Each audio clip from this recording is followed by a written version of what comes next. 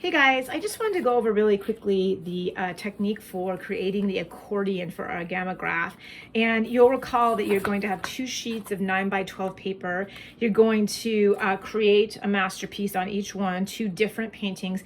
And then I wanted you to see that when you have your larger paper, this is 12 by 18, you lay your 2 9 by 12s down, that's the same size. That's kind of what we're going for. And while the creative part of this is definitely your beautiful paintings, the technical part is creating this accordion fold. So what I like to do is I like to measure out my inches rather than just eyeballing it. And what I mean by that is I'm going to put my ruler on here. I measured an inch and then actually drew the line so that when I start folding it, I can measure it. And one trick that I have learned after doing this a few times, I used to just fold it and go back and forth like I do when I'm making like a fan or something out of a scrap of paper. But this needs to be very precise because you want to make sure by the end of your folding that you have 18 equal strips. And so for me, here's one trick. I use my ruler, which you do have in your kit, and I fold the paper up just so that I get my line straight. I pull the ruler out and then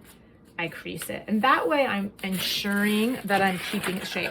The technique for accordion is you fold it over and on the back, you work to keep the same width. You need to make sure this fold is no larger or smaller than the one you just made. Now the benefit of that line is now when I flip it back over again, I can make sure that I'm still on track. If I don't use this technique, for me, I tend to go, it gets a little crooked. Like by the end, I'm kind of slanty. I'm not really sure what it is I do that creates that, but I get slanty. So this is going to keep it on the right path. So I do that, I flip it, and then I just keep going.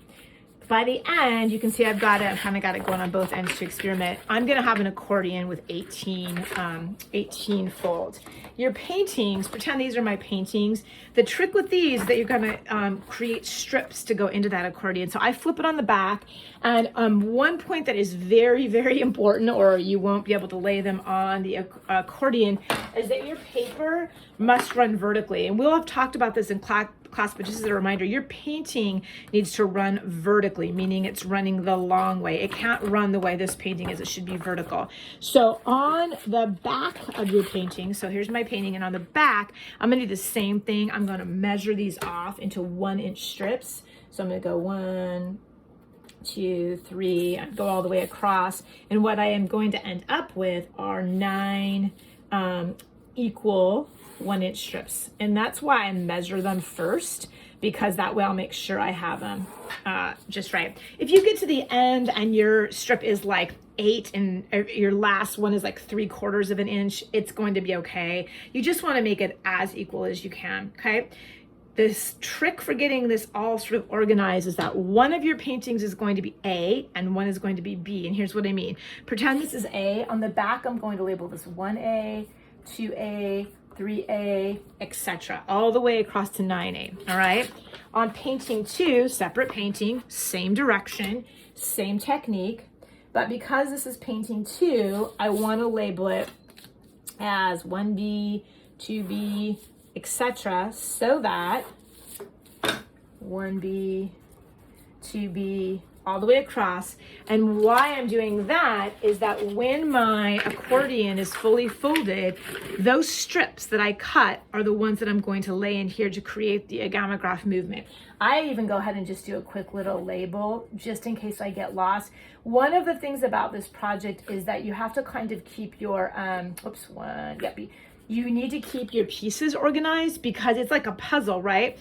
Once you have labeled all these and you cut them, you can't lose a piece, otherwise it'll change your painting. So it's really important to keep these organized. Another thing we talked about in class, but just as a reminder, once you've done your painting, you will be very happy if you have taken like overnight to put it under something and let it flatten, right? It's going to wrinkle a little bit, and so putting it under some heavy books, it's going to be flatter. When you cut these and lay them in here, if they're a little bit wrinkled, that's just another challenge that you don't really need. So go ahead and flatten it. And then I cut my strips and I lay them down 1A, 2A, 1B, 2B.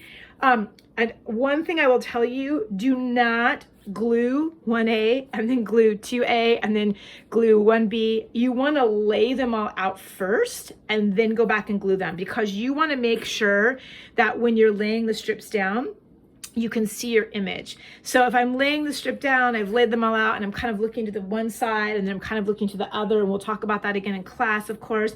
I want to be able to see my picture. If I've drawn a cow on 1A, when I look over here, I should be able to see the cow. If I've drawn a field on painting B, I should be able to look to the other side and see B. So you want to lay these strips down before you glue them, right? And it's interesting because by the time you get to this point, you're like, oh, I just want to see what it looks like. Don't rush that, because you've worked so hard this last point. You want to make sure that each of those line up.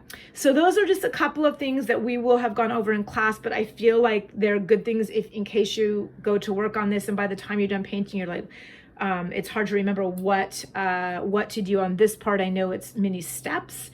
These turn out amazing. I cannot wait to see what you create. As always, email me if you have questions. Okay, thanks. Bye.